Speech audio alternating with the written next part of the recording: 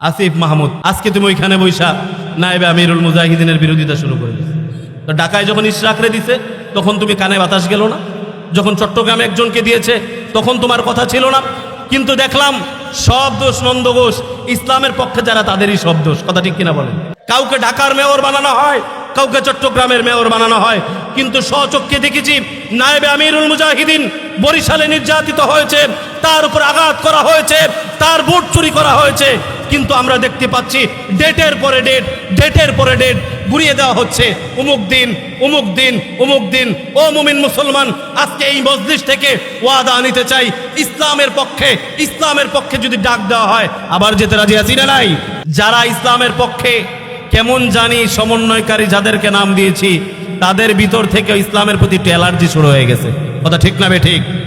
আমরা দেখতে পেয়েছি ইসলামের পক্ষে একজন থাকার কারণে তার মেয়র নির্বাচিত, মেয়র ঘোষণা দেওয়া যায় না। কথা ঠিক? কিন্তু যারা ইসলামের পক্ষে নয়, নন ইসলাম অন্য কোনো দলের, তাদের নামের শেষে মেয়র ঘোষণা দিয়ে দেওয়া যায়। কাউকে ঢাকার মেয়র বানানো হয়, কাউকে চট্টগ্রামের মেয়র বানানো হয়। কিন্তু স্বচক্ষে দেখেছি নায়েবে আমিরুল মুজাহিদিন বরিশালে নির্যাতিত হয়েছে, তার উপর আঘাত করা হয়েছে, তার ভোট চুরি করা হয়েছে। কিন্তু আমরা দেখতে পাচ্ছি ডেটের পরে ডেট, ডেটের পরে ডেট ঘুরিয়ে দেওয়া হচ্ছে। অমুক দিন, অমুক দিন, অমুক দিন।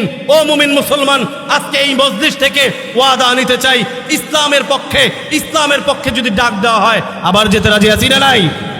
জোরে বলেন রাজি আছি না নাই? কারণ নায়েবে আমিরুল মুজাহিদিনের মেয়র যদি ফিরিয়ে আনতে হয়, সেজন্য যদি আমাদের নারায়ণগঞ্জ থেকে লোক যাওয়া লাগে, যাবেন না? জোরে বলেন যাবেন না?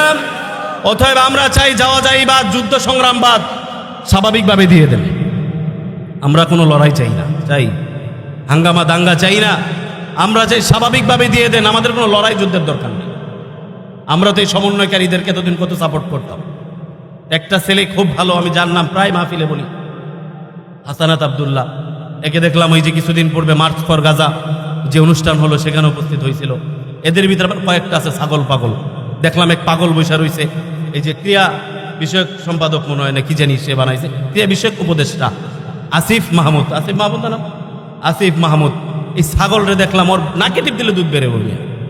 আজকে তুমি আন্দোলন করেছো, বাংলাদেশের মানুষ ভালোবাসা তোমাকে একটা জায়গায় বসাইছে।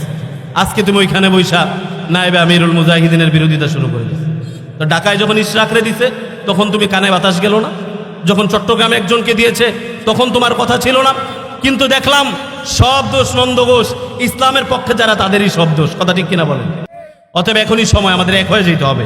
তো ইসলামের পক্ষে থাকবেন তো ইনশাল্লাহ? আস্তে কনকে ভয় পাইতেছেন, মনে হইতেছে ভয় পাইতেছেন, রাগ হইছেন। আমি না ভাই প্রায় মাহফিলে গিয়ে বলি যে আসলে আমরা যে মাইর খাই এটার জন্য দায়ী আমরা। কারা কারা? দেখবেন কিছু কিছু বাড়িতে বাড়িওয়ালা খুঁজা পাওয়া যায় না, বারাটিয়া করে বাড়িওয়ালা মনে হয়।